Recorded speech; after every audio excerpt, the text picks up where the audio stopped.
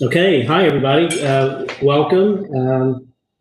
Great to have you all here this evening. I'm going to go ahead and call to order the meeting of the Community Task Force for the City of Dublin for Tuesday, November 17th, 2020.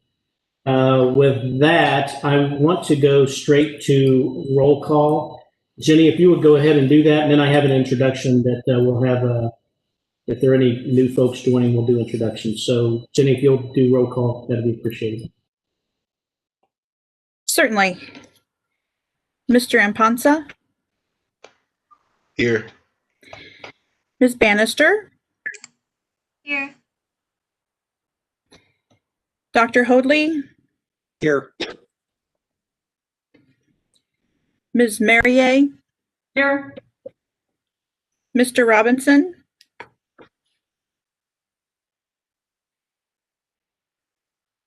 I believe I see him. Okay. Mr. Shoji? Here. Ms. Sofora? Here. Mr. Wang? Here. Mr. White? Present. Mr. Napke? Here. And Ms. Bapana? Here. Great, thank you, everyone. And we may have more members join us as the evening goes on, and if they join in, we'll try to recognize them coming on the meeting. I did have a couple folks email me that I noticed here late this afternoon, and I didn't catch up on all my emails as they were coming in, but I saw a couple folks say that they couldn't join us this evening, and as we've said, that's okay. We appreciate it when you can be a part of this. So I want to introduce Sammy Bapana. This is her first meeting, and Sammy is my youth appointee representing Jerome High School. Sammy, would you mind just telling us a little bit about yourself? I'm Sammy. I'm a senior at Dublin Jerome, and I'm excited to be here. It doesn't get any better than that. So appreciate that you joined us this evening and that you were interested to be a part of this. Now, Lindsay, did I introduce you last time? I can't remember if I did or not. I don't think so, Dana. Hi. Okay, this is Lindsay Weisenhower. Lindsay is on our communications staff with the City of Dublin and is supporting the task force, and appreciate Lindsay's time. And I think you know Debiani and JM, the other staff that are on here with us, everyone. I see the chief has joined us this evening as well, Chief Pice. So with that, we do have an agenda before us. We did provide the minutes to the last meeting. I hope you all had a chance to look at those. If there are any questions or comments, I see Lynette just joined us. Jenny, if you want to know. Hi, Lynette. How are you? Thanks for joining in. Good to be here. Great. Okay, good. Your audio is working. That's great. So anyway, you did receive the minutes, so hopefully you had a chance to review those. If there are any questions or comments about the minutes, certainly entertain those. Otherwise, I'll ask for a motion to approve the minutes unless there are any changes or comments.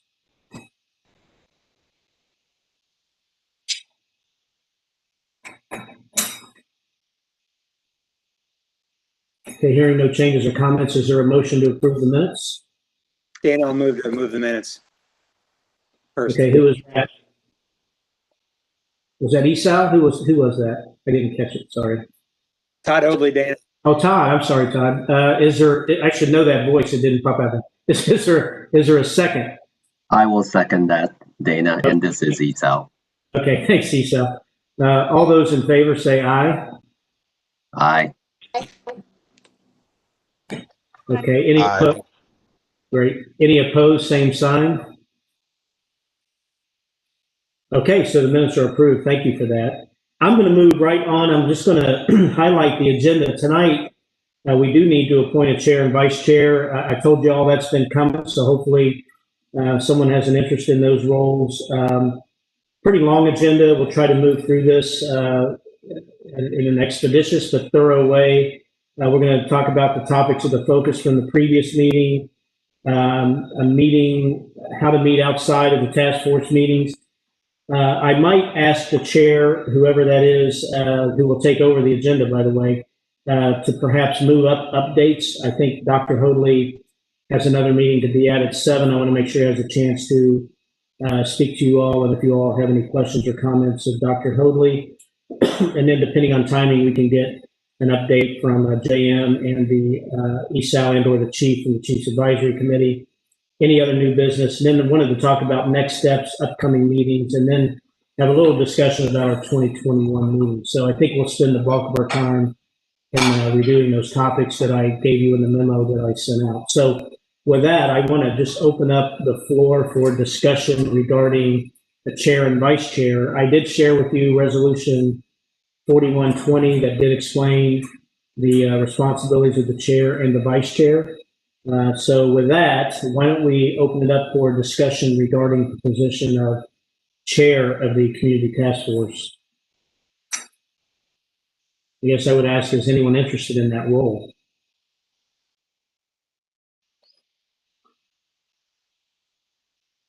And don't everyone jump at once. Dana, let me, if I could ask this question with respect to the chair position. So the as I understand it, the role would encompass sort of managing, overseeing these events. Meetings, and kind of overseeing the development of our deliverables as it relates to this group. And then the vice chair. Is that a role that primarily, and I apologize, it's been a while since I've taken a look at the documents, but the vice chair would step in the event that the chair would not have the ability to fulfill those roles, if they could not make a meeting or something along those lines. Is that correct? That's correct, Steve, and it's pretty spot on with traditional role. And I don't want anyone to be scared by that role of chair or vice chair. I will work with you, whoever those people are, very closely in the preparation of meetings. Staff's job is to be supportive. It's not asking you to really, take on a whole lot of extra work. Just providing leadership and oversight of the meetings, helping to formulate the agenda. Then oversee the meetings, and yes, the vice chair's role is to step in the absence of the chair. But of course, we would want to include the vice chair in that development so that they're prepared should that person need to step in for the role of chair.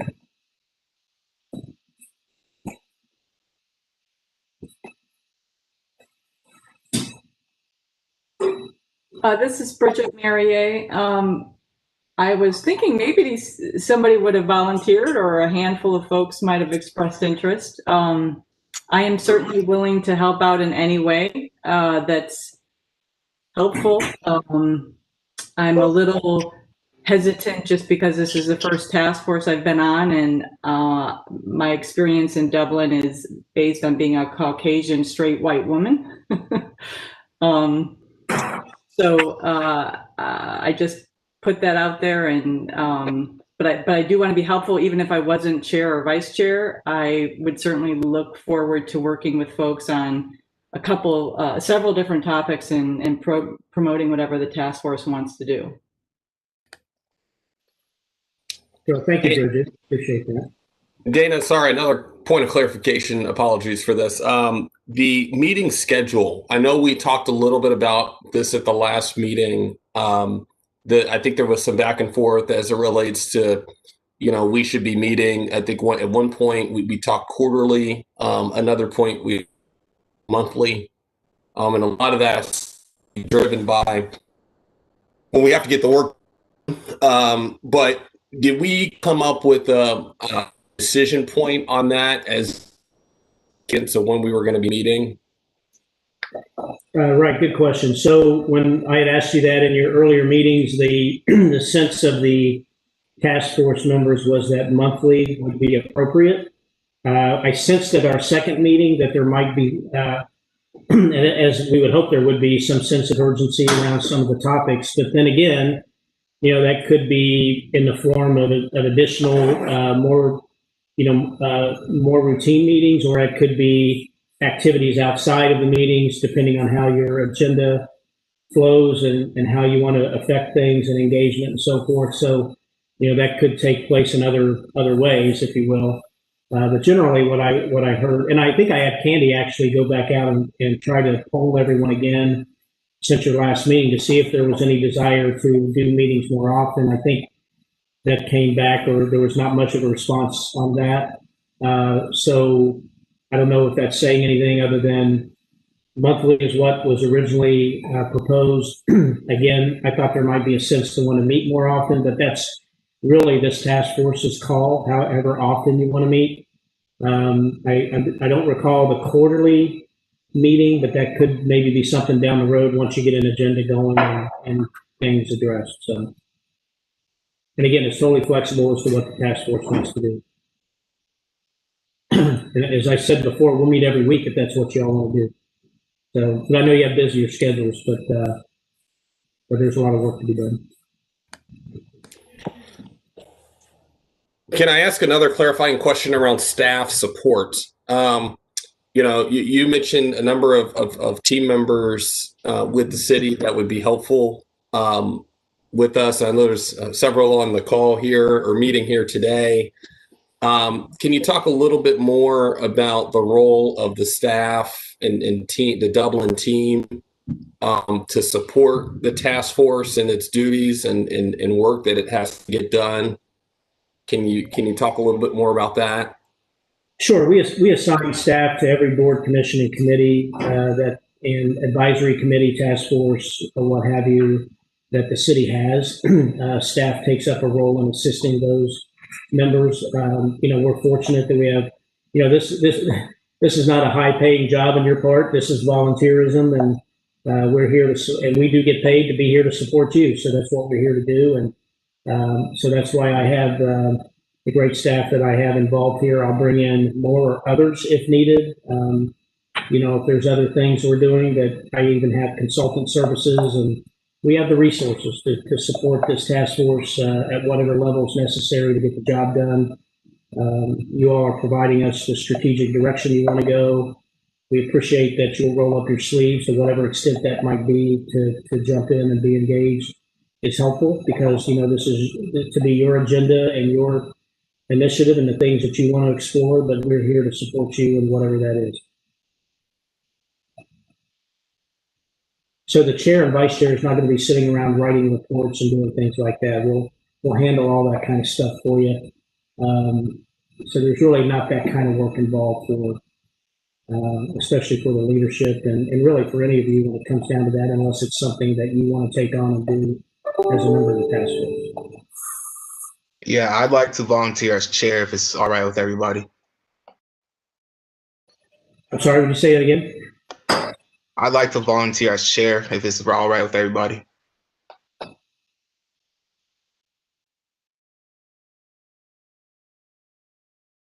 Thank you, Kofi. I support that.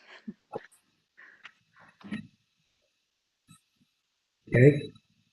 Any other thoughts, comments, or anyone else?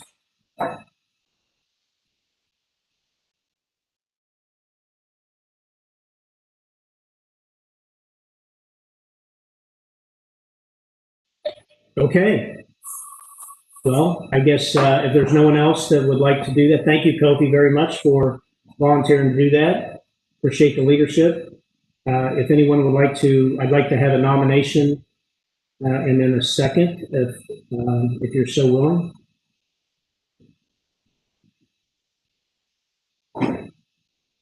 I'll nominate Kofi for chair of the task force.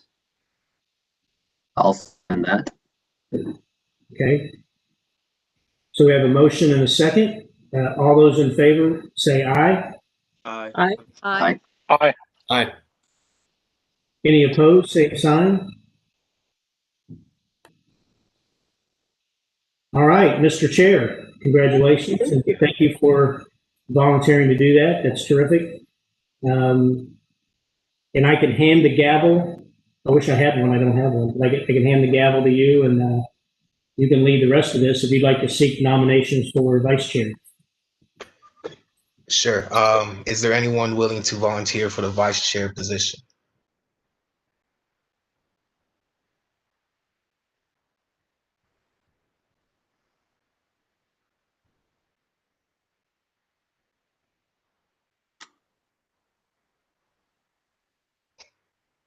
As I mentioned before, I'm willing to help out in any way that's necessary. So if no one else wants to be vice chair, I'd certainly love to do that, but I would defer in case somebody else wants to help out in that capacity.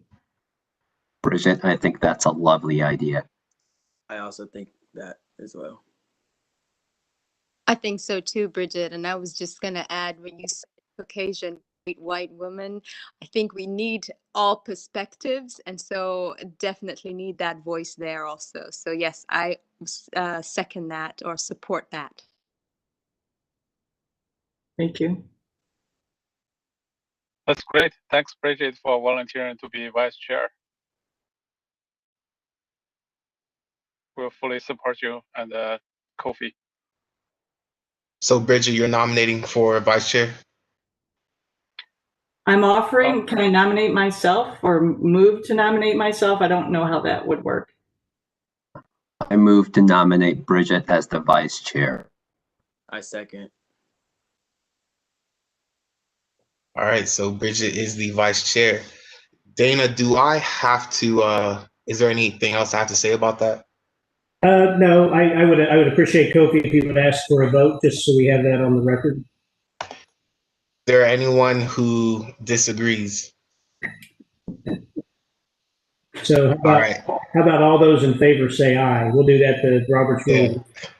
All in favor say aye. Aye. All right. And then Any disagreeers say no. there you go. All right, Bridget is the vice chair. Okay. Love it. And Congratulations. Dana, I actually do not have the agenda pulled up, so I do not know what needs to be moved up at the moment. Okay, well, what I would recommend then, Mr. Chair, is we, if everyone's okay with this, that we would ask, because Dr. Hoadley's got to go on to the 7 o'clock. And if you don't mind, Dr. Hoadley, and if that's okay with everyone, we would have Dr. Hoadley go ahead and give us an update if he doesn't mind. Sure, Dana, I'd happy to. Can you guys hear me okay? Great. Yes. Good to see everybody here tonight, especially those of our students here. I know you guys are working really hard. So a lot of great things happening in Dublin schools around this very important topic, and feel great to be able to say that 2 weeks ago on Election Day, we dedicated our entire staff training day to the topic of diversity, equity, and inclusion.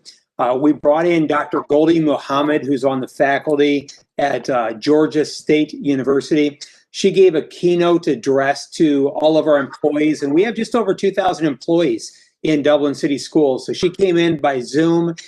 We had to do a lot of logistical operations to accommodate for limited number of seats on Zoom, but just the feedback from our staff was outstanding. She really talked about and made it so important about how lesson planning can be very thoughtful by our educators so that we are inclusive in all of our classrooms and in all of our lessons.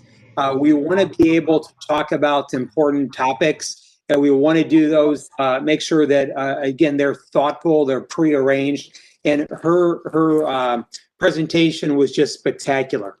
The rest of the day, we broke down into small groups. Some of our teachers worked through modules through Ohio State at the Kirwan Institute. Others had group discussions in their building. And again, just the feedback on that day was a lot of great presentation, a lot of great discussion. And really, I feel we grew as an organization just by having those important conversations. We continue to have our diversity task force in operation. We have an internal school district diversity task force of around a dozen people. That's our core group. But then we also have a group of over 60 that represents representatives from all 24 of our school buildings. So they're actually meeting tomorrow night. The large group is. We have a member of our Board of Education, Mr. Stu Harris, that sits on that as well. And so they've had great conversations. They were really the group that identified Dr. Muhammad as our guest speaker for Election Day. Social studies, again, it's our time for updating social studies curriculum in Dublin City Schools. We go on a 5-year rotation for all of our curriculum areas. We've really been involving a lot of our parents in this discussion. That's really forward progress for us. A lot of times it's educators almost exclusively having those discussions.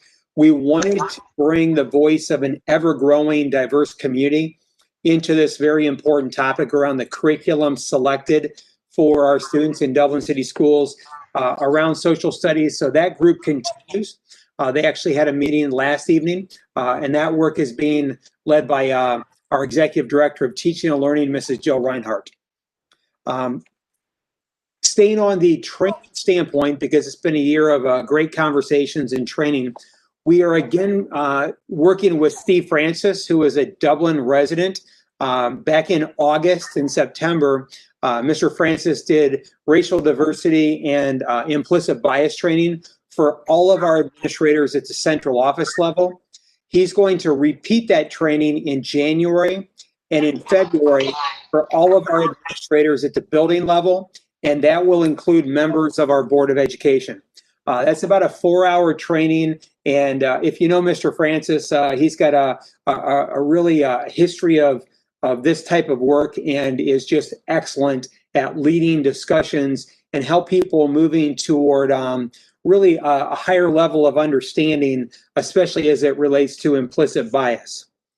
And then the final thing I wanted to share tonight, and this is exciting for us, but you'll hear me speak at our school board meeting on Monday about moving forward with the hiring of a coordinator of diversity, equity, and inclusion for Dublin City Schools.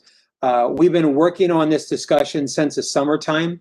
You know, we've had diversity, equity, and inclusion officers in the past, and it's tough in a big district to have one person in charge of anything. We have over 2,000 employees, 16,000 students. It's a community that's 70 different languages. So having one person lead that work has been a heavy lift in the past. So we've been working on how we can spread that out, but still having a point person. So on Monday, you're going to hear me present some of our research findings to our Board of Education, talk about some sample job descriptions. Timing going forward, we anticipate on December 14th, we'll be asking our board to officially approve the job description so that when we come back to school in January of 21, we can post that position and then move forward with our hiring process. So very excited to have another member of the team. Our board has been very supportive and frankly encouraging in that movement there. And for them to dedicate additional financial resources when at the same time we're being cut in our funding from the state level really, I think, shows their commitment to this very important conversation. So again, job description approval December 14th with the hiring process kicking off in January of 2021. So a lot of great things going on, a lot of important conversations, all in the midst of a global pandemic. And so, again, I want to thank our students, especially those who are on the call tonight, just for hanging with us. I know this has been a different school year. I know, Jamil, you said you got a college visit tonight. College visits look completely different. So, again, just thanks for your leadership, and especially for our students. And I want to include Will for your leadership over in Hilliard Schools as well. So any questions that I might be able to answer for you about our work inside of Dublin City Schools on any of those topics or anything related to this topic? I actually had a question. I was wondering are you able to share any aspect of the job description with us before you present it to the council? Yeah, we have some draft job descriptions right now, Kofi. I don't have access to them. Those are developed in our HR department. I can share the process, though. We've reached out to a lot of central Ohio school districts. We've obtained the job description from Hilliard City Schools, Olentangy City Schools. I believe it was Worthington or Westerville, and our HR team is putting those together. We really want to see a person come in and be able to lead curriculum, because again, our core business is teaching and learning. And when you go back to the Dear Dublin Instagram page, that was an igniter for us locally in this conversation. You know, a lot of that was around whether it be implicit bias, or lack of sensitivity or understanding of some of the cultural differences among, again, our many different populations within Dublin here. So we're going to be looking for a person that can span across, again, the different diverse populations, but also to help bring lessons into classrooms, because that's where we can honestly affect our 16,000 plus students. So it's going to be somebody with really an educational background that can help us in lesson planning. That's kind of a 10,000 foot. Once we have this in our next meeting, I can definitely share this out, or I could send it out to the group after next Tuesday when we have kind of a first reading on that job description. Happy to share. And those are all public documents, so there's nothing that we wouldn't share with anybody in our community on that job description. Is there any thoughts on the group as far as components of the job description that you would like to see that we may take into consideration, especially from your leadership in our community or from our students by being a part of Dublin City Schools? Dr. Hoadley, this is J.M. Rayburn with the City of Dublin. Yeah.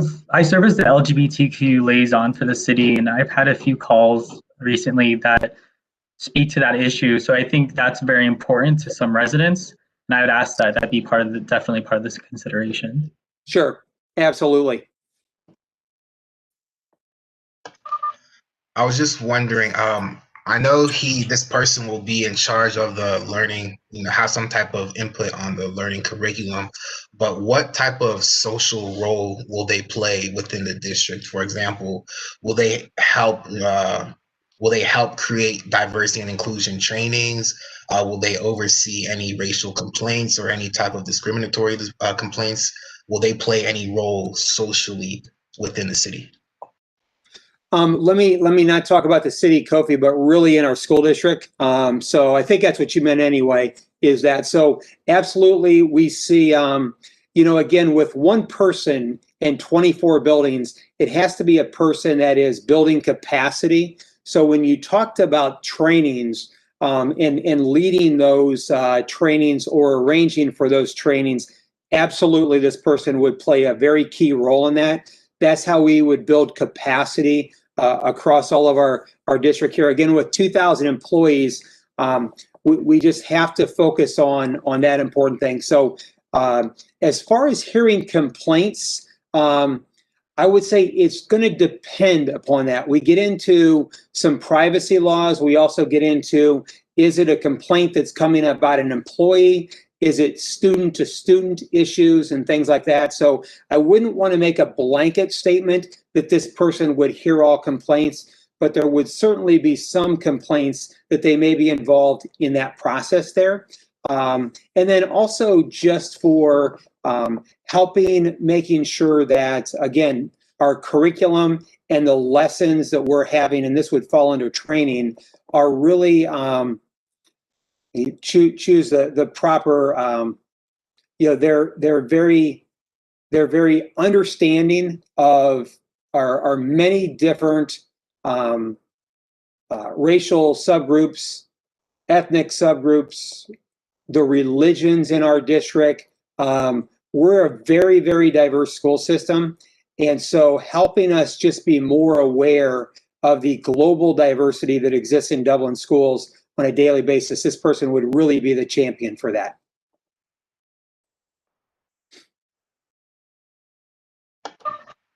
And my last question would be, from the moment the person applies for the job, what would the interview process look for this person?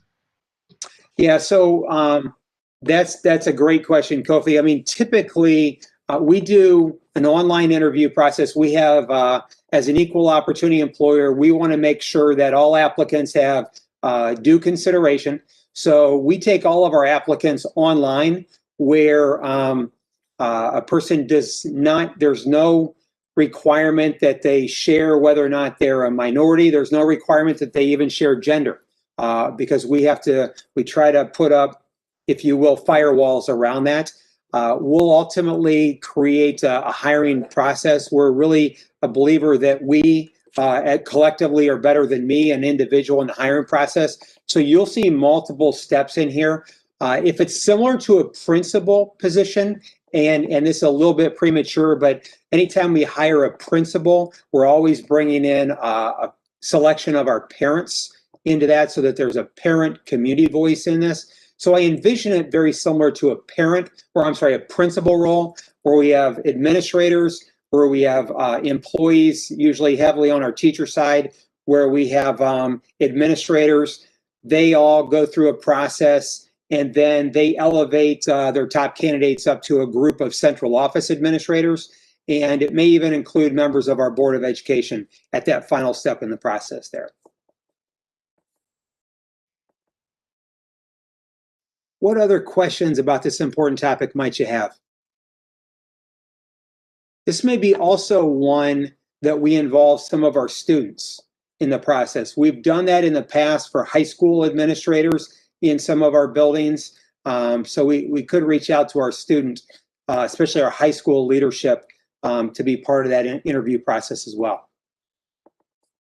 Totally. This is Nancy. And I know in the last meeting you had said the challenges was for that kind of position was because of the diverse group, the diverse population and the numbers. So what is, again, maybe you said it and I missed it. What is going to be different about this position that kind of tackles that challenge so that we're not setting up the candidate for failure again?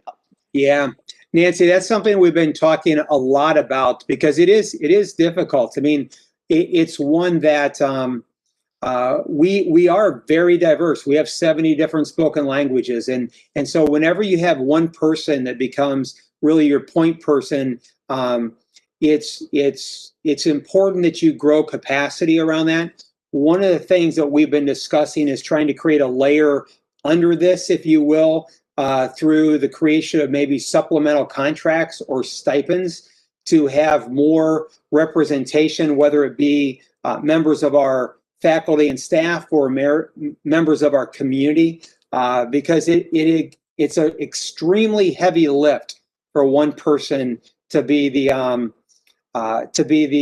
point person around this really major big issue. And again, sometimes the best predictor of the future is the past. And in the past, we've really struggled. We've had, I think, 3 or 4 diversity coordinators in the past, and varying levels of results. Largely, when you do an autopsy on what went wrong, we just didn't have enough capacity for a fast-growing school district.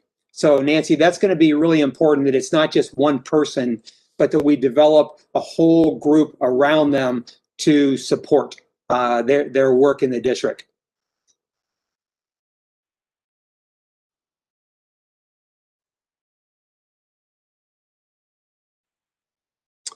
Any other questions? Yes, I'm sorry. Go ahead. No, I think, Nancy, you're up. Go ahead. My question has to do with the training, diversity training. So one of the things that we had mentioned as a group is we would like to be able to, be able to see what the goal is and be able to measure it. And so what can the district tell us that you have set as the measures for us to know that these trainings are indeed working and that we are moving in the right direction as a district? Yeah, Nancy, that's a great question. And, I'll be very candid. We haven't set metrics on trying to move the needles. We have not done any pre and post test measurements there. We're largely just bringing experiences to people right now. But with a new person coming in and leading this, doing a pre and a post measurement would be something that we'd be looking to do. Because right now we're more bringing experiences to our staff as opposed to measuring the outcomes.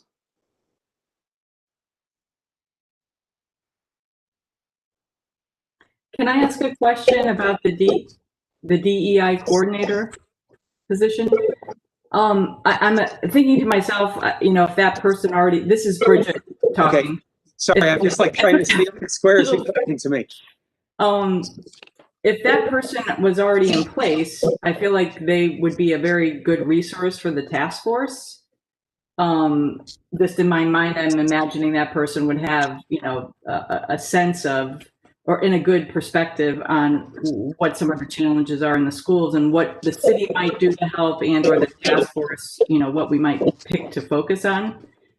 All of this work is obviously not going to end in a year, even if the task force does. So I'm wondering if there is any anticipation for how that coordinator in his or her experience might inform the broader community in regards to getting our goals met here, as we've come together to try to do. Yeah, that's a great question, and Bridget, I'm gonna have to reflect upon that because again, it's going to be a mountain of work just because of the size of our school district for one person to try to handle this work and lead this work internally.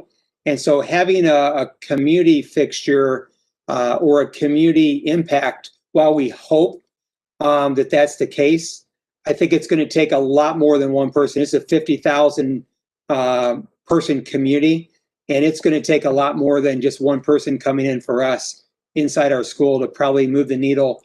I hate to say candidly, one iota in our community as a whole. They can certainly be part and maybe even lead some conversations, but I think that's on really all of us to be part of that as well. Yeah, I'd like to lean on that as well. If I really think that the good role of this task force is going to be, and it is the challenge of the task force to try to set that, what that business would look like going forward. And frankly, that could be, I would never want any of you to get hung up on this task force only lasts for a year and then it goes away. It really could be that this task force, or a task force like it, standing advisory committee to council and the community, could be that body that is actually serves that role for the community going forward as well. So it's not one person, one voice, one point of perspective, but it's a broad perspective like we have here. So something to think about as you think through your recommendations going forward.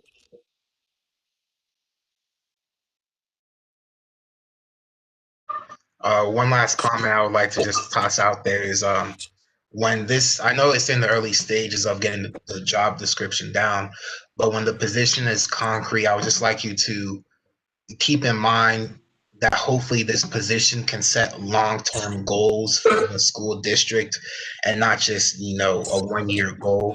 And also that this, that's just really it. Hoping to see more long-term goals set in place and not just momentarily goals that last a couple months.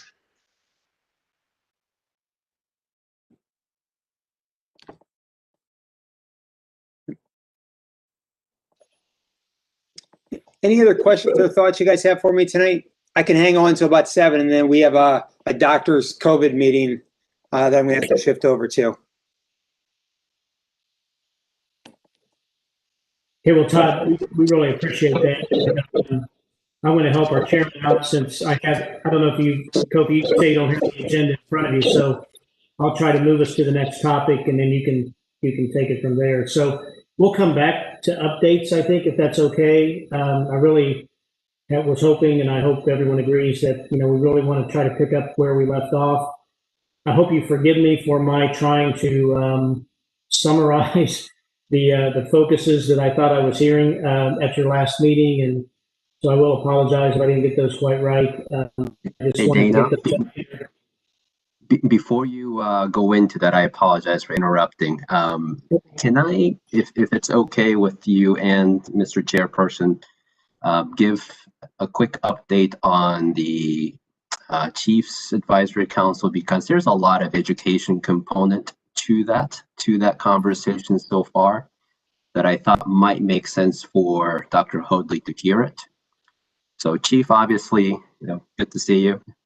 Join in if you see that I've missed some of the big items, but we have now had 3 meetings just like this committee or task force has as well. Started out with the introduction to not only just the members of the committee, but also to the Dublin Police Department as a whole. And Chief brought to the meeting and to the subsequent meetings lieutenants that lead divisions within the department, as well as the director of the communication center that Dublin runs, not just for Dublin, but also for the surrounding communities. So we have had a chance to learn the structure of the police department, as well as some of the goals that Chief had set for 2020 and the process of how they go through that each and every year that is consistent with the mission of the department. And then we had a second meeting, spent a good amount of time on the whole conversation about the plot to kidnap the Michigan governor, because unfortunately, the city of Dublin was in that conversation, so there was a lot of interest as far as that goes. Ultimately, I think what came out of that was the true interest in how the department as a whole is communicating to the community. And I have a feeling that that becomes an overarching theme of the work of the Chiefs Advisory Committee. Because another topic that we tackled right after that was the website feedback, because there is a website update coming to the police department. And certainly, that there were no shortage of opinions, I think, Chief, that would be safe to say. Everybody had some great feedback. It could be a pretty active group. But at the end of the day, everybody wants the police department to be able to effectively communicate to the community who they are, what they do. And we want the community to also be able to communicate with the police department, because there is more than just one group that represents the city of Dublin. In fact, there's, as Dr. Hobley was saying about the school district, such a diversity in the city as well. And for each community or each group within the community to be able to communicate with the police department effectively and be comfortable doing so takes a lot of work. And I think we're starting to realize that. And then the conversation went under that umbrella to schools. We did talk about community education, so a community education unit, but more directly about the school resource officers. Because I think just like the conversation comes up in this group, in that group as well, people see education and what the kids experience every day as the key to some of the challenges that we have ahead of us. So among many topics that were discussed as potentials for us to tackle at some point, we decided as a group that the school resource officer and their roles within the schools would be the main topic, if not the only topic for our next conversation. So I believe, Chief, you were going to have some, or at least one, if not multiple, school resource officers in our next meeting, so that we can hear from them what they go through, what they experience in the school, as well as for us to share some of our thoughts as a committee. I also think that in addition to the education being a common topic of interest, there's maybe a common challenge or a common opportunity, perhaps, in gathering information. I think this group talked about importance of data. That came up in the conversation about the EI training as well, but that other group is also talking about the need for data, so that we know what it is that we need to talk about, so that we can measure the progress that we're making.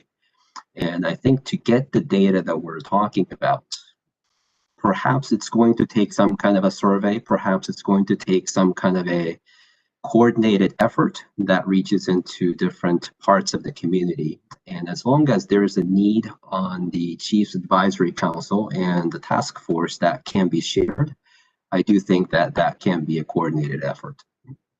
Those would be my takeaway at the moment.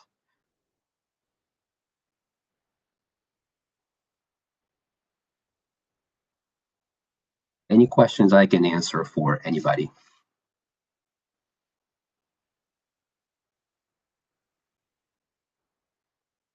What exactly is your goal with talking with the school resource officers? What are you hoping to get from them and figure out from them?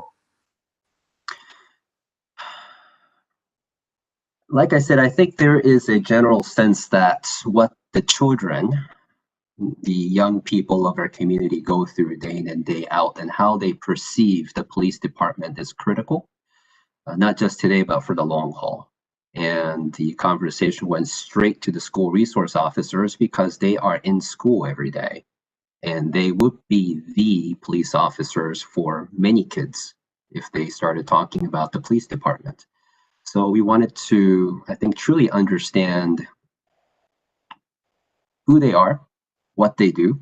So we've talked about the trainings that they go through, and there were some suggestions as to how the training perhaps can be improved. Suggestion of adding trauma. Trauma, what was the term? Trauma-informed care. Trauma-informed care, thank you. Yes, that was exactly it. So yeah, there's just, I think, shared belief on the importance of education. Just so happens that when you're talking about the police department, the school resource officers would be the face of the department to the children. I think that's why that's become such a huge topic at the moment.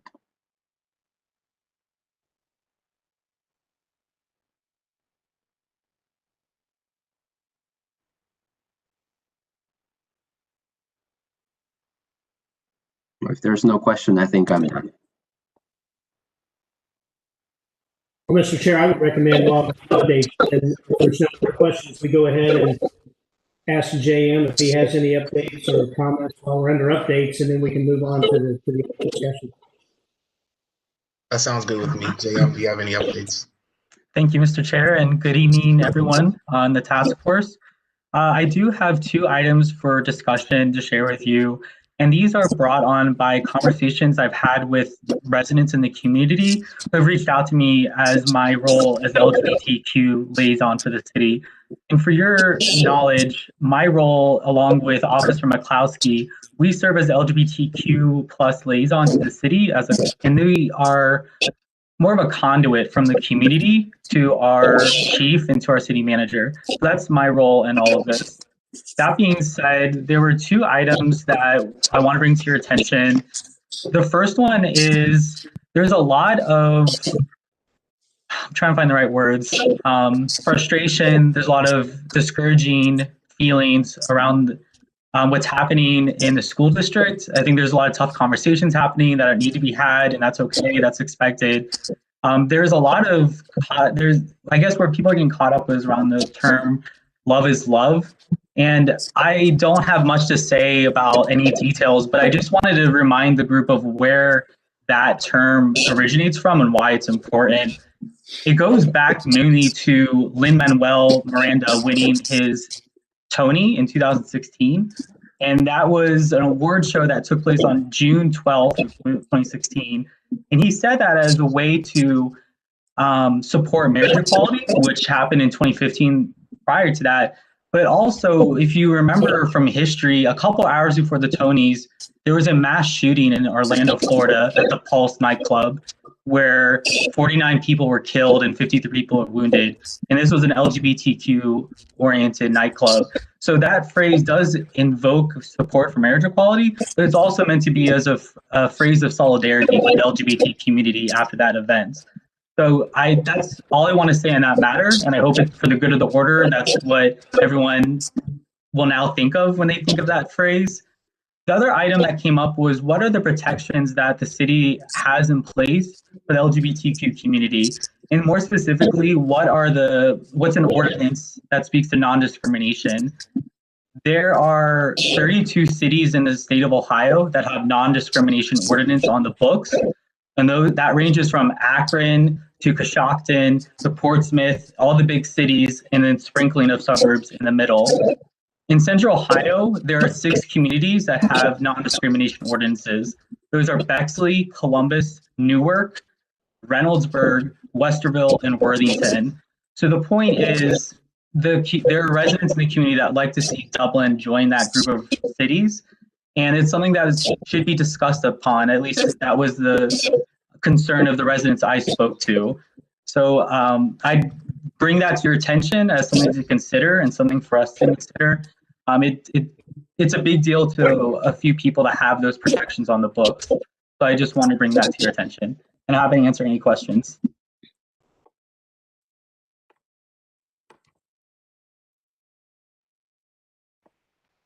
I just want to say I wasn't really aware of that, so thank you for bringing it up. Yeah, no problem.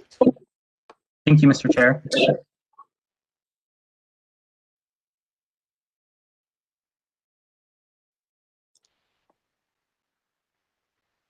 Does anyone else have any questions for JM? Dana, I'm now looking at the agenda. We've done all the updates. Should we go to new business / discussion?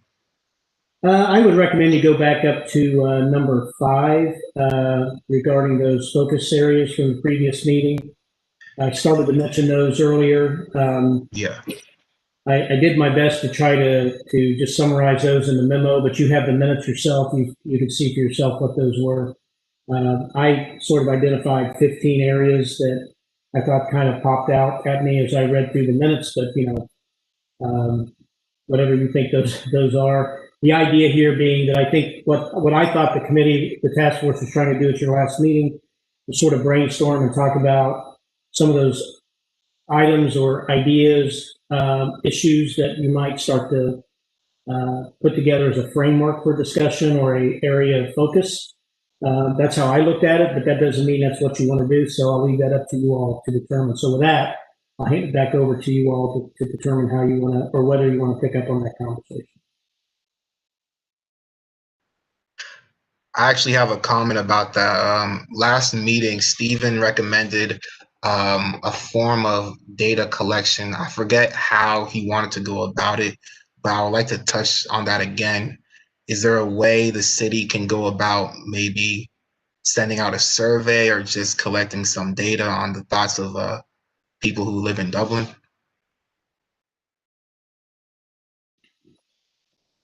If a community survey would be a recommendation of this task force, we could take that up. It's not something I will rush out and do without some vetting out of what that is and how you want to deploy it and what it would be comprised of. So if a survey and as Esau mentioned, that that's the Chiefs Advisory Committee's desire as well to get some baseline info, we could certainly take a look at that and see what a deployment of such a survey might entail.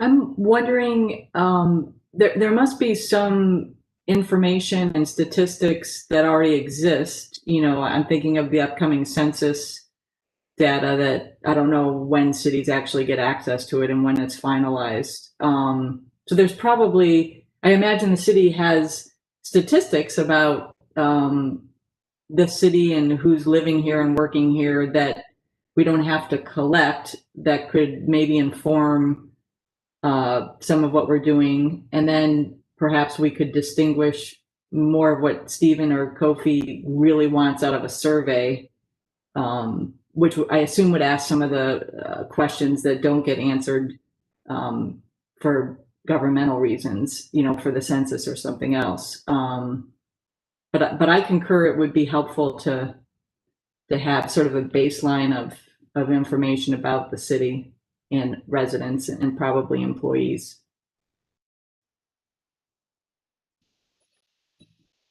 We do have some of that information. Yeah, I mean, the answer is yes. We can share with you what we have.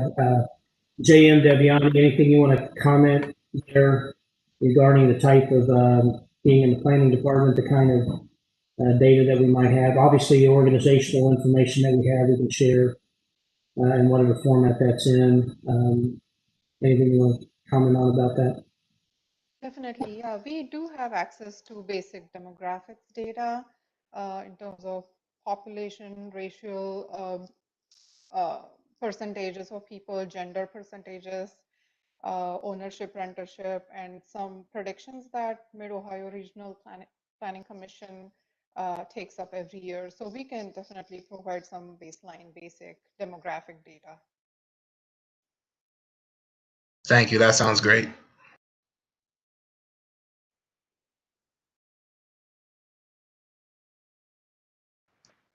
I also wanted to toss a question out there to everybody about the last meeting. We talked about subcommittees a lot. Is that still an interest for you guys? Because I know that was a main topic of the last meeting, but does everyone still have strong feelings for that? If so, how would those subcommittees look like? What would be the need for them?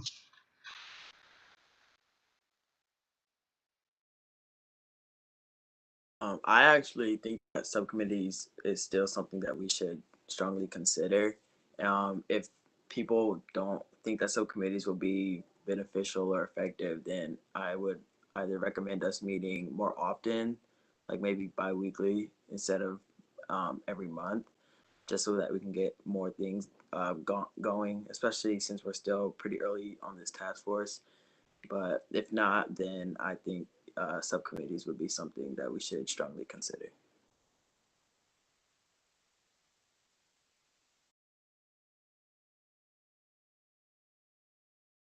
In regards to the subcommittees, and Dana, you can tell me this. So if they were to meet, do we have to let the city know so that the city can publicize it?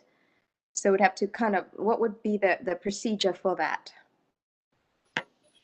Yeah, Jennifer Radler, you might recall, our city attorney, cautioned us about subcommittees and the conduct of subcommittees because they do have to walk and talk and act like committees, and meaning that they have to be public and so forth. Frankly, my challenge with that is minutes of those have to be kept. We have to set up the streaming for that and so forth. It would be an enormous challenge for us, to be honest with you, to keep up with that. If you got down to just a couple, then maybe we could formalize that. But if there were a lot of them, it would not be very supportable.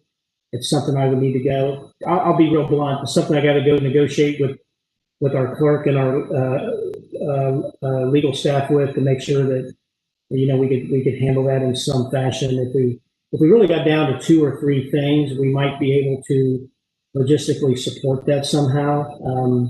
And I'm glad that Jenny Delgado can't throw anything at me through the computer screen, and she's trying to keep up with all the minutes taking and everything of all the various task forces and advisory committees, and lives her life every night in the city. But this is obviously a very important task force. We want you to be productive. The one thing that Jennifer said we could do is a more informal engagement, where if you have an interest in a topic, if you had a big list of topics and you had an interest in the topic, you could informally collaborate on those without calling an official subcommittee. It's when we sort of cross over that line and designating official subcommittees, and then all this other stuff kicks in.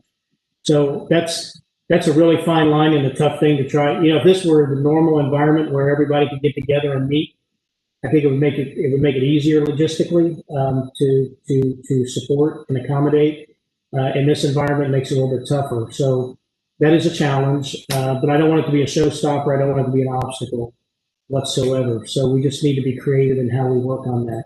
Again, if it's something where maybe we tackle a couple topics at a time, and there are subcommittees working around that, we might be able to figure out a way to logistically support that. So what I had hoped to do was get to what are those key focus areas that you really want to undertake, and then how do you organize around that so that I can figure out the logistics of how to support those things. So that's kind of why I keep pushing you on these topical issues. So, but I don't want you to give up on that, and I don't want you to be dismayed by that. We'll figure that kind of stuff out. But like I said, there could be some informal interactions with each other that kind of gets us out of the subcommittee requirements. I was going to propose we have the 15 summaries, the list that we had.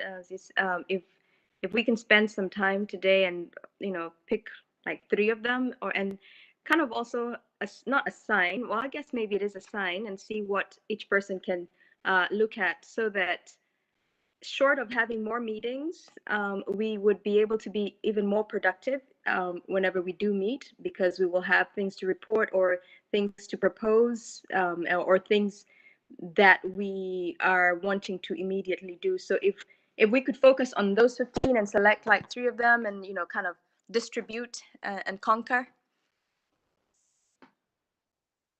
And I think there's probably a few in that list of 15 that can be combined, where the 15 can be condensed into a fewer number.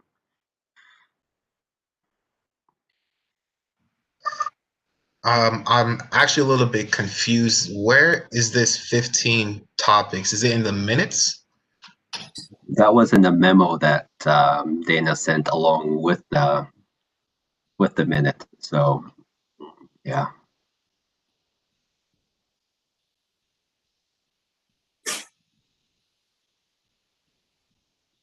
And again, just because I put them in a list of 15 doesn't mean that's how they fall. Yeah.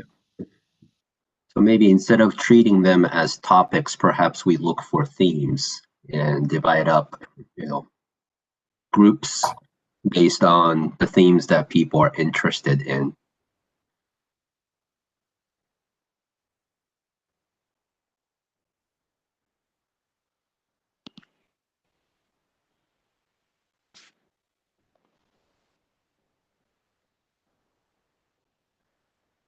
I really do like Nancy's idea of looking at the list and just trying to highlight a couple, trying to be sensitive to what Dana's saying about task force or subcommittees.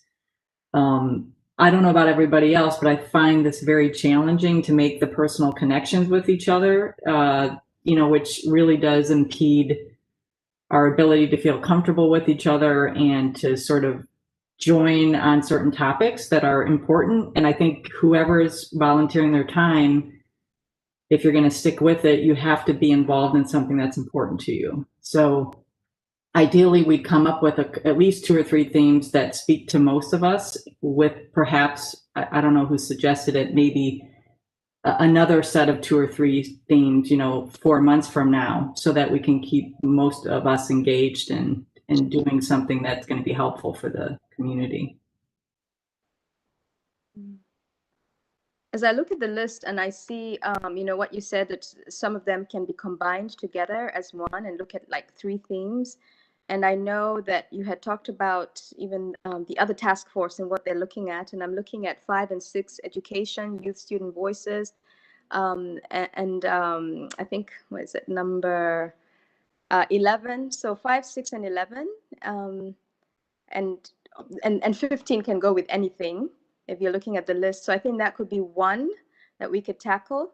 And I'm in education, so that could be an area that I can, you know, look into and kind of take that up.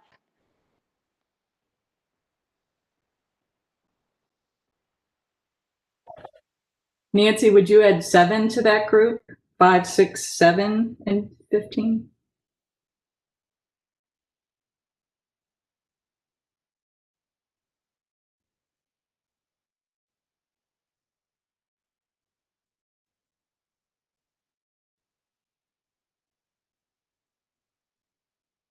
And so what I would propose, even as looking at this areas, is I think we had mentioned it the last time, is opening a document with comments, not a meeting, so that it's not going, that way the ideas can still flow.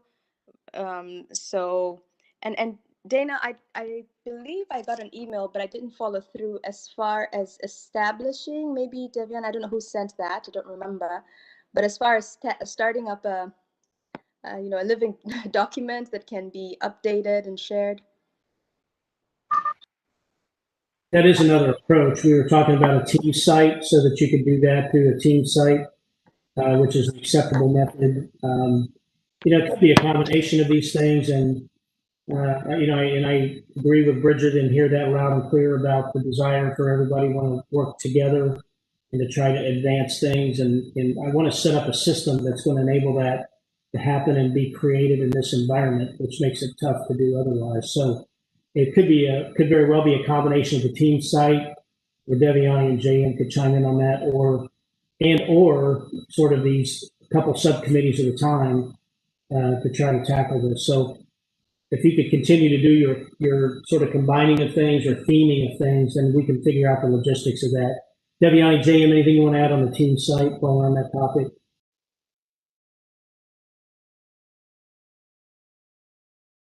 Yes, definitely. The team site is created just to do that. So we can certainly create a document under resources that we can add to.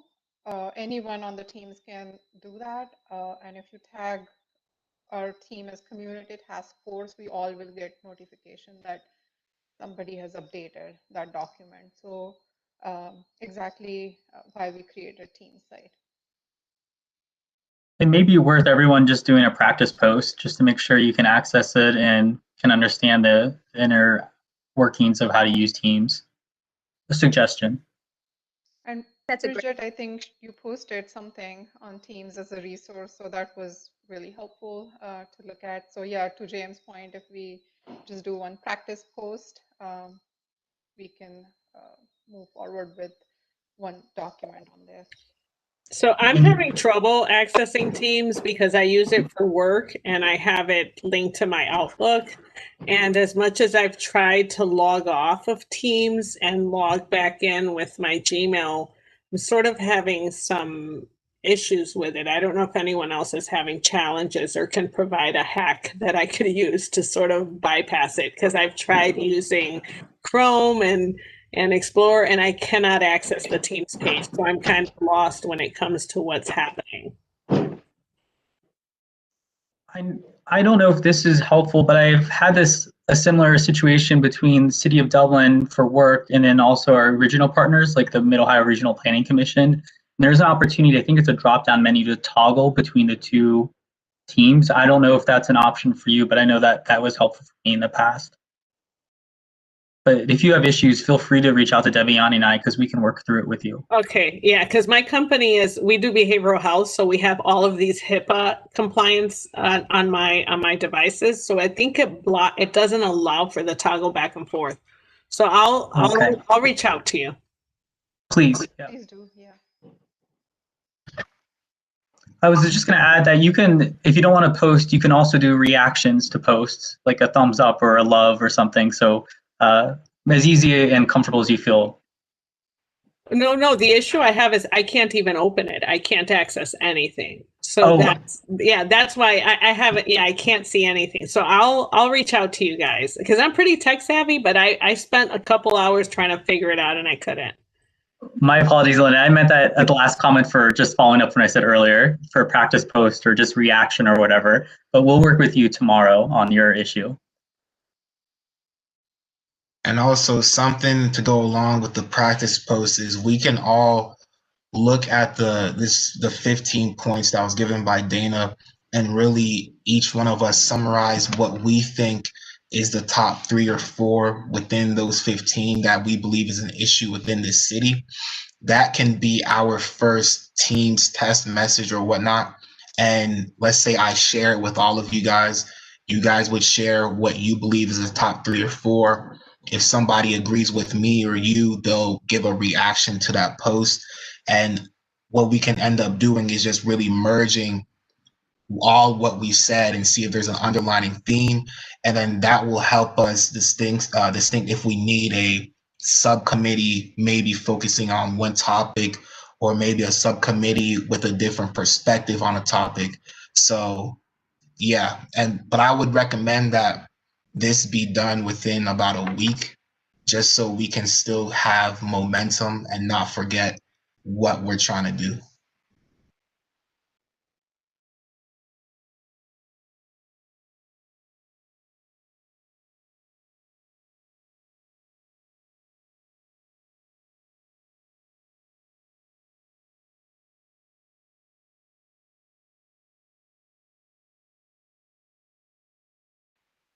And then Dana, how would we go about if, let's say, we do want to vote on increasing the amount of meetings we have? So instead of from once a month to twice a month, what's the process for that? well, what would make it really easy is if in this meeting you all could determine that. Be a lot easier than us trying to poll you offline while you've got everybody here. And if you want to have a discussion about that, then I'd recommend you do that here tonight. Is there anybody who? Again, it's not about making it easier for us. It's about, do you all want to have a dialogue about that? While you're sitting here together. Is there anyone who would have issues with meeting twice a month? We can start there. Yeah, I possibly would not be able to, I have so much that I would not be able to avail like on a regular basis. I'd want to. Yeah, and I guess that's why I was proposing making sure that we're still working, even if we're not like actually meeting, because, as Bridget said, these meetings are very limiting. One person only has to talk, and you almost can't think as creatively and freely as you would want to. So I was I'm trying to figure out ways of the work continuing without having to depend on an actual physical meeting of all, with this Zoom meetings, because I think they're a bit of a limitation as far as getting things done efficiently and quickly as we'd want to.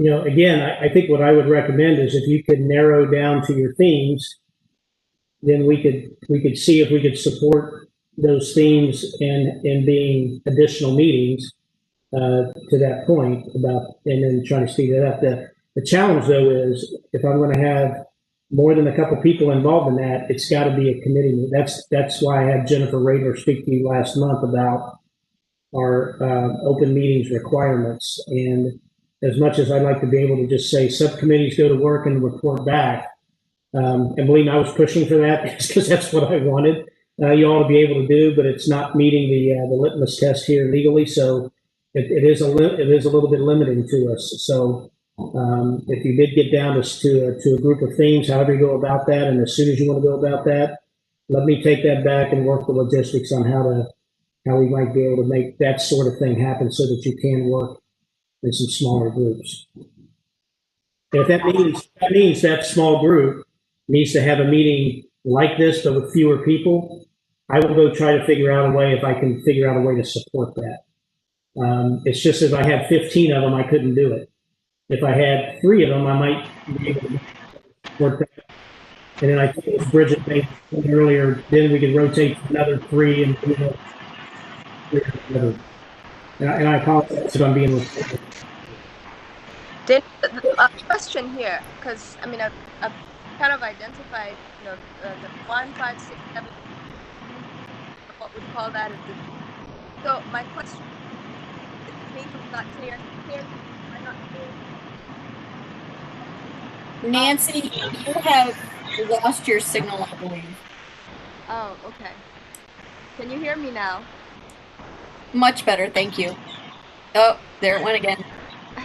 Well, I'll try and pose my question after. Somebody else can talk now. Thank you, Nancy.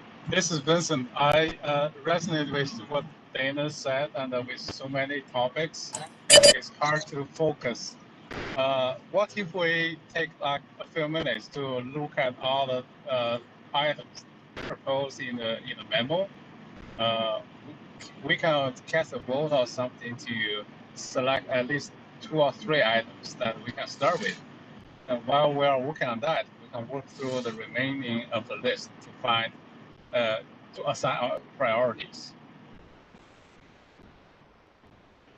At least to get something achieved tonight.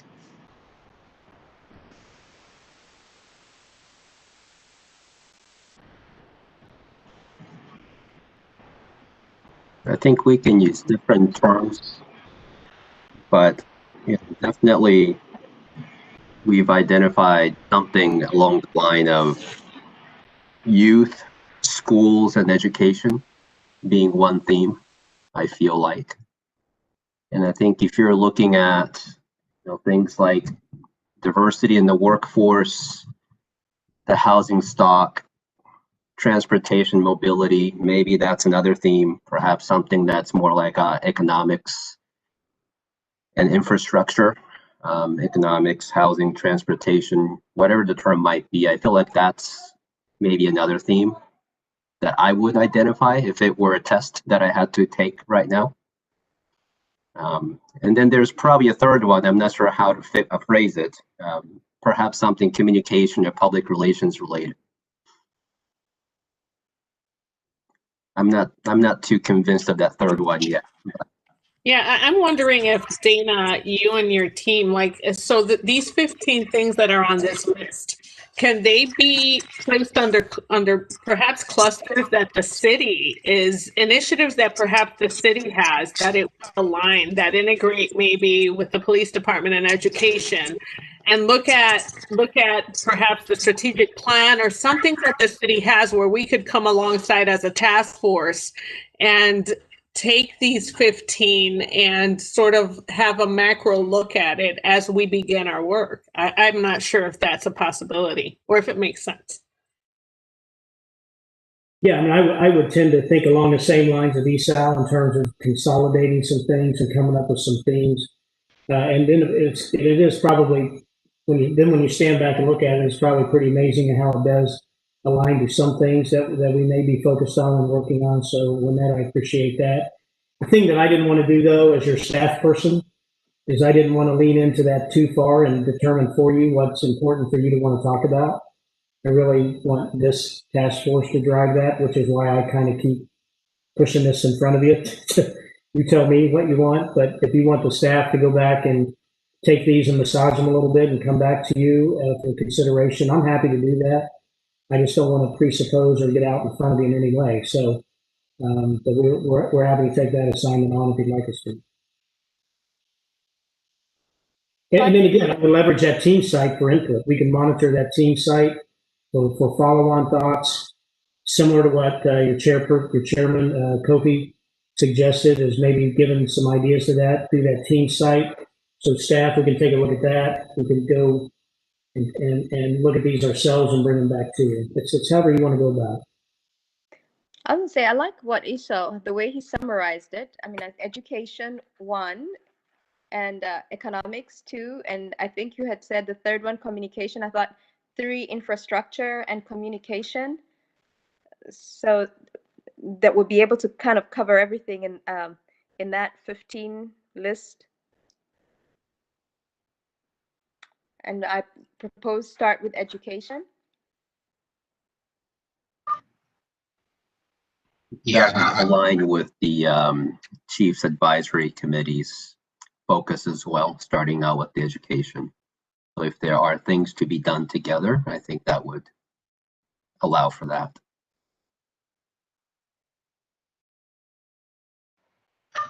Yeah, I agree. I really like the big 3 that ESAL gave out. Once again, I think all of us should really have a deadline of what we think our big 3 or big 4 is, because it's not going to be done tonight. I think Bridget said this, we're not able to really accomplish the real work while in the meeting. It has to be done outside of this meeting. So we need to really take time and develop our big 3, like Esau said. And once we have our big 3, big 4, this will help dictate how we move on forward, if we even need to have meetings twice a month or how to go about it. So it's not something I really want to wait until next meeting for. I think we need to really have this down within 2 weeks, I would say. Thinking about the nitty gritty of getting this done, I haven't used Teams much, but I'm wondering if there's a way for us to basically create at least 3 different documents, under these 3 different themes. We populate it with these initial items from this list, and then we all make a commitment to go to those 3 separate documents with the 3 separate themes and just do your own, contribute in any way you want. You can add statistics, you can put a dream in there, you can, just add whatever seems to make sense based on your experience and what you think we could do together. And so I think it would be sort of a mix match of hopefully a lot of ideas in the 3 different documents, and then we can sort of cull those down into some priorities that we'll focus on in the next few months. The only other thing I'm wondering is if we want a 4th document. If this is the right approach, I'd suggest one more document that might be other, just again, for the purpose of engagement, not losing people's interest in any great ideas or experiences that would be brought to the table in the other document. If it did not fit under the other 3 topics, we'd invite all of us to add to that as well. And perhaps that'll help us prepare for the next round of topics if we get to those, because the first 3 may be big enough that we'll be busier than just a few months on those. That's just an idea. I don't know if Teams works that way. Deviana? Yeah, I mean, in the Files tab of Teams, we can save a document and separate pages or 3 different documents that everyone has access to. So, and I will send a notification and email to everyone so we can go in there and then start editing that document.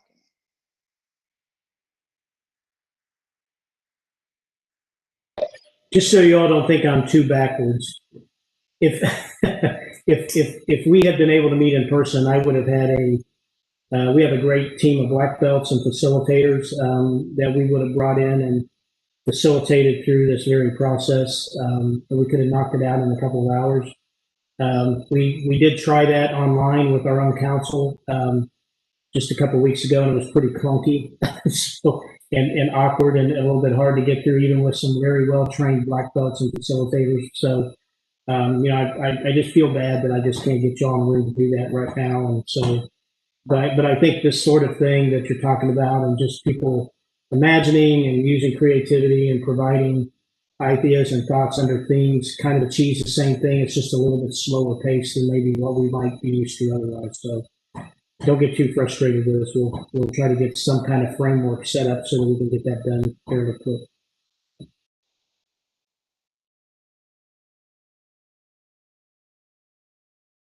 If someone's having trouble with Teams, then they can reach out to Dublin staff, JM and Deviani, to get help with. Obviously, we all need to be able to access Teams, I think, so that we're as inclusive as possible. Unless there's an alternative that someone else would recommend that we use, like Google.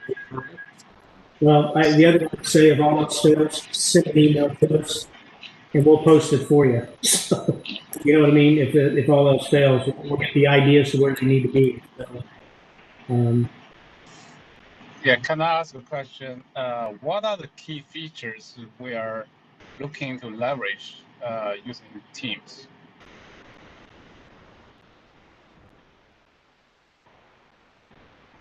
I have posted all meeting materials on Teams too, so if you don't have access to email, I think that would be your one-stop shop. We also have tagged our website on there. So again, if you are just on Teams, it should provide you all information necessary for being in the meeting of this task force. And then we can add demographics data that was requested in there too, so everyone has access to all the resources on that website. So that'll be sort of like attachment. Once you log in, you can see all those files, right? Correct. Yeah, it is exactly. It also has folder structure in one of the tabs, and we can save all documents under that folder structure. It's very similar to network structure. That's good.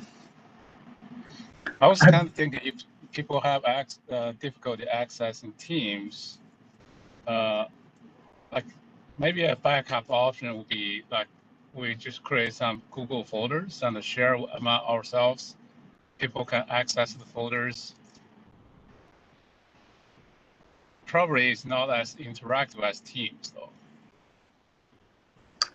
Yeah, and I'd also add with Teams, it's great that you could, from the beginning of when the team was created, you could see a whole trail of information, dialogue, interactions from day one and going on until the team is finished or what have you. But the point is, it's a great kind of receipt of all of the information, all of the dialogue, all of the interactions for the entire history of the teams. So I think there's value there. If you wanted to go back, or if you wanted to add more task members, they can go back and see the complete history of this team. So I think there's value there. Correct. And then folder structure is very similar to Google folders too.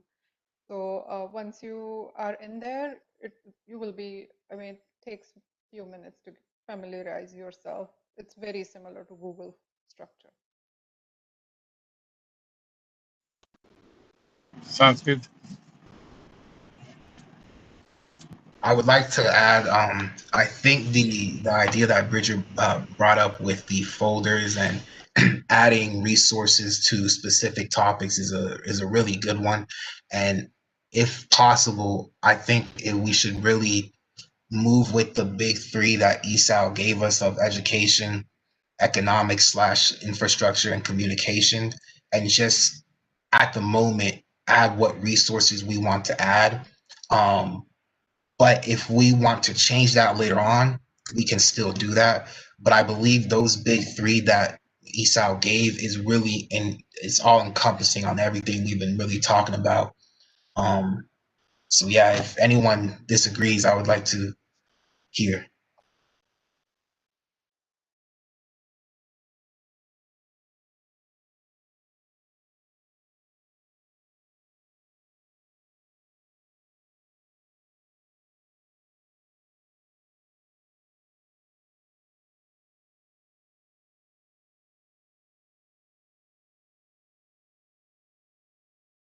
I can tell you that what I say at home with my family never is taken this smoothly. So it's amazing. That's funny. Now I forgot what I was going to say. When we're on Teams, can everybody make a commitment not only to add what you'd like, and again, it's fine if it's not a fully formed idea, but if it is, or if you have references or a link or something you can add, please do. And then in addition to adding your interests or what you think would be important, can we all agree to look at everyone else's lists and sort of read through it so that we'll be in a position to have a sense of what we'd like to prioritize by the next time we meet? Or maybe in the posting process in Teams, we can sort of, if there's a deadline for posting ideas, then maybe there's a second round of we go in and look at all of them and try to weigh in on what we think are the top priorities.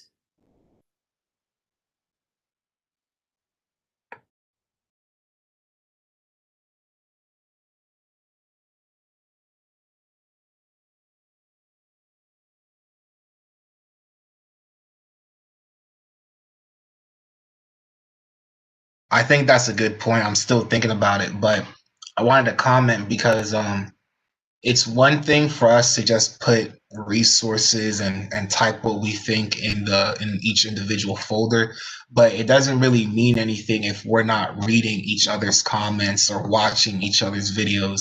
So I'm still thinking about it, but it would be nice if we had like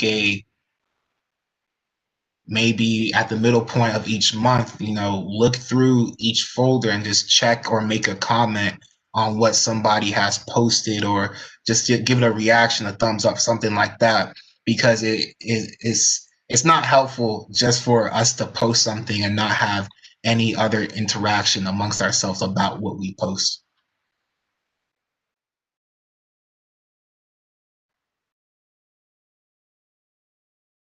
Was there, and I hate to bring this up, but was there some kind of a limitation that was put on us as far as a discussion taking place on Teams? I felt like there was. Yeah, you have to be careful that it doesn't turn into a committee meeting or a task force meeting offline. So by posting comments or thoughts, videos, articles, things like that for others to take in and read and understand. And I like the idea of having those under themes or in folders so that at least they're categorized. Then when you bring that back to this setting, you can have a dialogue around what all that meant, and then try to set direction as a task force going forward. So teams really should be looked at as that site should be looked at more as a repository of information that people are providing. It could include comments, but if you start having dialogue, I think is where Jennifer was headed with that. That's where it kind of crosses the line on public meetings, and that's where I think we could get into a little bit of trouble. But I think, again, treating it as a repository, getting your thoughts out, your ideas out, posting your comments. I think you could comment on what someone says as long as it doesn't turn into a dialogue that goes towards a decision. And that's a tough line to tread, thin line to tread, but it just takes a little bit of discipline and practice. And I would rather make a mistake crossing that line and then we'll self-correct than to not be creative and not be thinking and not be trying to advance. So I like the idea of trying it and see where it takes us, and we'll watch it. And if it starts to cross any lines, we'll let everybody know, and we'll correct and bring it into the next meeting. But I love that you're all trying to find a creative way to work with this, and I applaud you for that. And if it keeps advancing what we're trying to get done here and speeds things up, then I think we need to try it. Just thinking ahead a bit, given the reasons not to set up official subcommittees, would it be fair to presume that if we do come up with, say, 2 to 5 priorities under our 3 topics, we could then assign 2 to 3 people based on interests to each topic, and those individual 2 to 3 groups would not necessarily equal a subcommittee, even though they might have their own virtual meeting or get on a phone call together to talk about it so that they could bring something to the larger group. Is that a balance act that sounds appropriate?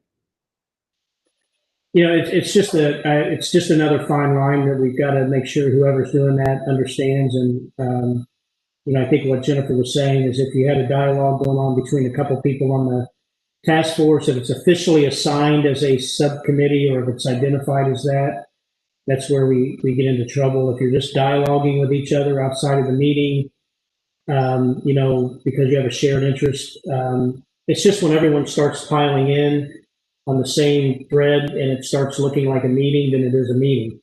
And that's what we have to be careful with. And I know that's vague, nebulous, and hard to define, but that's what Jennifer was trying to caution us about. What I would like to do, and I think in the fact that you're looking at 3 general themes, I do want to toy with the idea of having some subcommittees, but I just got to work on the logistics of that. And if we could make them subcommittees and do subcommittee work, I'm going to be supportive of that. It's just I got to figure out the logistics of how we make that. So I'm committing to you that I will go work that in between meetings here, because I think that's the best way it's going to advance us really, is to get into at least 2 or 3 formal subcommittees. And I'm going to try to see if I can figure out a way to make that happen. So I may fail, but I'm going to give it a try. So.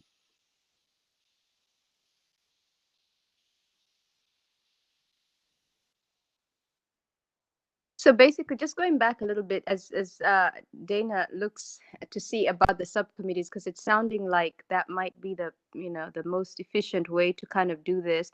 But basically, as long as it's not a planned, like Bridget, we don't say, hey, at 3:00 we're gonna meet to talk about this. Then that becomes like a planned meeting that's not warranted or that needs to be notified. But if I just called her and we just were talking, then we could do that, as long as we did not premeditate or pre-plan for a meeting like that. So we could still carry on like that. But most of all, I think the team meetings will be the best way to be able to make those discussions. But it sounds like, because if I look at myself, if I keep thinking, wait, am I crossing the line? And then it hinders you from even sharing. So maybe that's why I'm thinking the subcommittees might be the best way, so that you know that you're not walking a fine line while trying to give an idea or propose something. Yeah, and I know the effectiveness of subcommittees. I've been on boards myself outside of the city where that works, but those aren't necessarily public agencies. I've used them in this setting, but it's just more formal, and it's just the logistics of it and keeping minutes and all the things that have to happen, and so it's that. So again, I'm going to work the notion of at least maybe 3 subcommittees and see what that looks like. I may or may not be able to support that, so I'm not going to commit completely, but I'm going to look into it. Having a good discussion with a fellow task force member is not frowned upon, nor is it not allowed. If you're allowed to call up somebody and say, hey, I want to get to know you better, and what do you think about that topic? There's nothing wrong with that. It's just, even on a team site, when we start having a dialogue that looks a lot like a public meeting, that's where we get into a little bit of trouble. So we treat Teams as more like a Pinterest, right? Just post it and show off what you're thinking about or what you have at your house, and everybody else just gets to look at it but don't get to comment on it. I think that's probably a fair assessment, yeah. Comparison. Did anybody else, it sounds like Nancy was thinking about it. I sort of want everyone's phone number. I don't know if I should just reach out to everybody individually and ask for their phone number, or if that's something people are comfortable sharing, or how that works with public records and privacy issues. We have everyone's number, so let me check on that, the ability to share it. The one thing I'm particularly sensitive to with our youth is that on here, as I've told their parents, that whatever the youth member gets, the parents get. So there's just that, so to make sure the parents understand who's engaging and what's being said and that sort of thing. So as far as other adult members, then sure, you can. So let me check on that. I don't think there's any problem sharing information.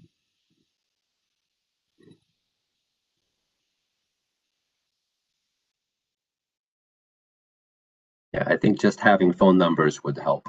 I agree with you, Bridget.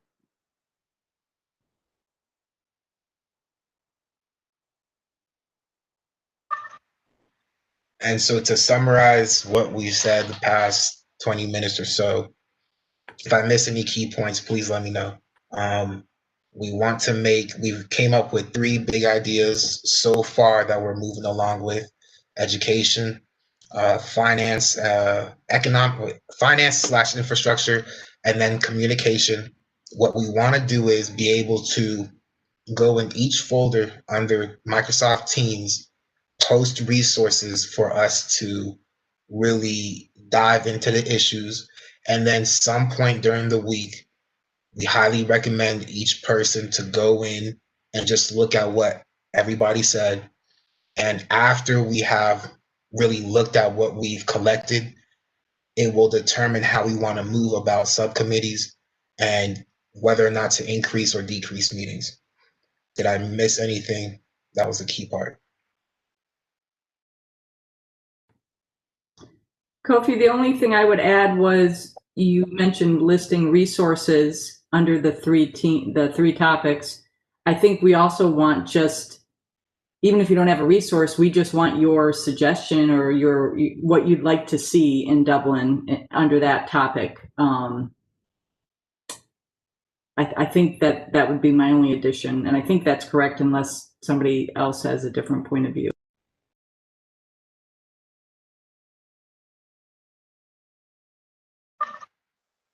Dana, if no one else has anything to add, are we able to slide down the agenda?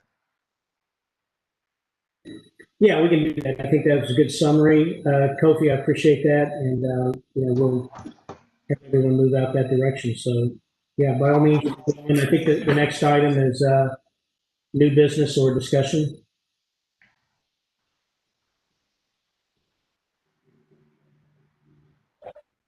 I'll just put a plug in. I did join Teams as a guest, and I put in there just a little link to a housing lecture by an author who wrote The Color of Law on Friday, I think at 11 a.m. It's just a webinar.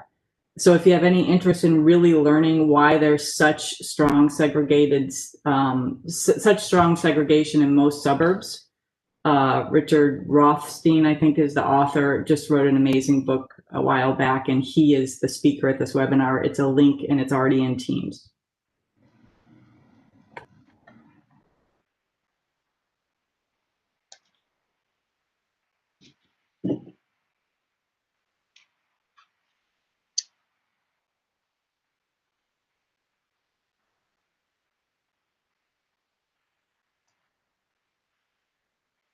I feel a lot of the new business topics was talked about in the previous section of the agenda. Does anybody else have anything to add, comments or concerns?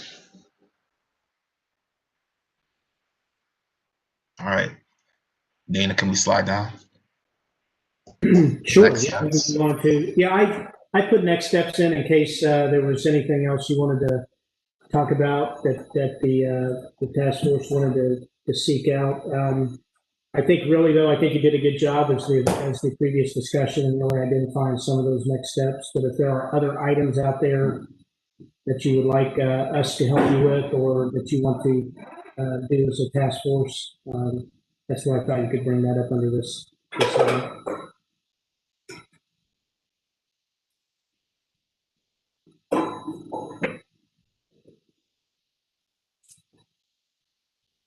And then the next two items really had to do with meetings. So, our next meeting is December the 15th.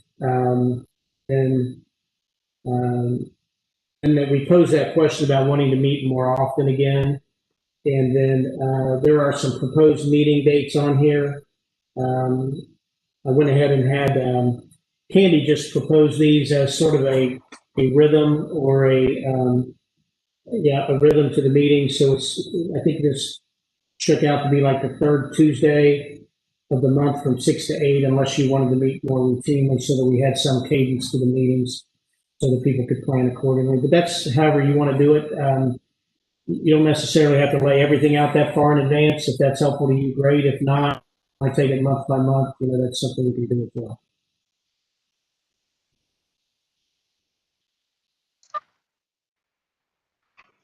We'll definitely have an idea of how often, if we want to stay the same or increase meeting times by next meeting for sure. With that being said, Dana, how do I do the adjournment? Yeah, just ask for a motion to adjourn in a second and then vote on the adjournment. Can I have a motion to adjourn?